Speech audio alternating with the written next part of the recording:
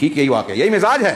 جب برائی عام ہوتی ہے تو برائی کو لوگ اچھا سمجھتے ہیں اور اچھائی کو برا کہتے ہیں. قوم لوط کا یہ معاملہ تھا. تو میں یہ عرض کرنا چاہتا ہوں کہ اس میں غور کرنے کی بات ہے کہ قوم جب اجتماعی طور پر تھی تو اپنے آپ کو طاقتور سمجھ رہی تھی کہ ہم جو چاہیں کر لیں، اپنے آپ کو گناہوں میں آزاد سمجھتی تھی اور آوارگی اختیار کرتی تھی.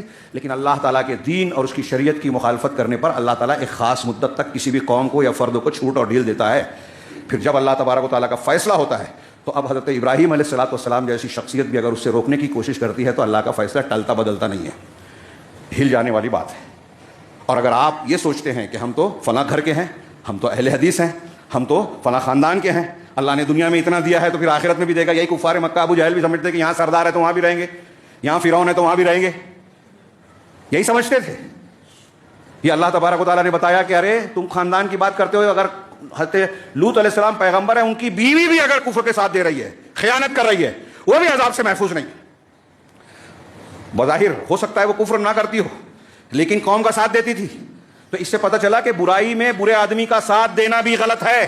ہمارے یہاں لوگ کہتے ہیں جب دین کی بات کرنے آتے ہیں تو کچھ لوگ کہتے ہیں کہ ارے کوئی بدعت کر رہا ہے کرنے دو، کسی کو روکو ٹوکو مت.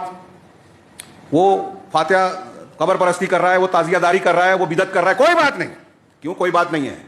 اللہ کا دین بگاڑا جائے کوئی بات نہیں ہے.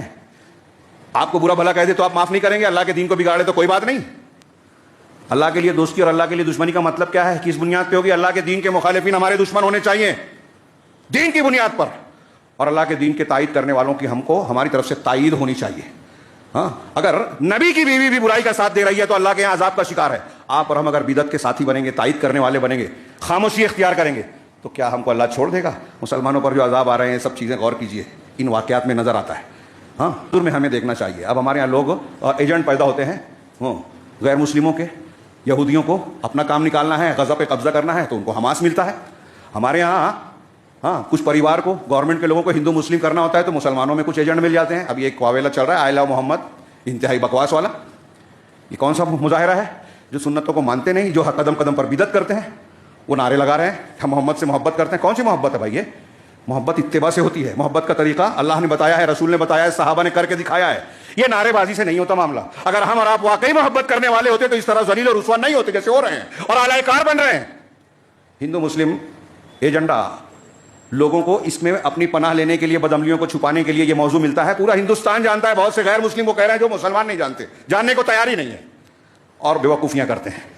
یہ ساری چیزیں ہمارے دین سے بے راہ روی اور ان واقعات اور قرآن کی ہدایات سے دوری کا نتیجہ ہے. انشاءاللہ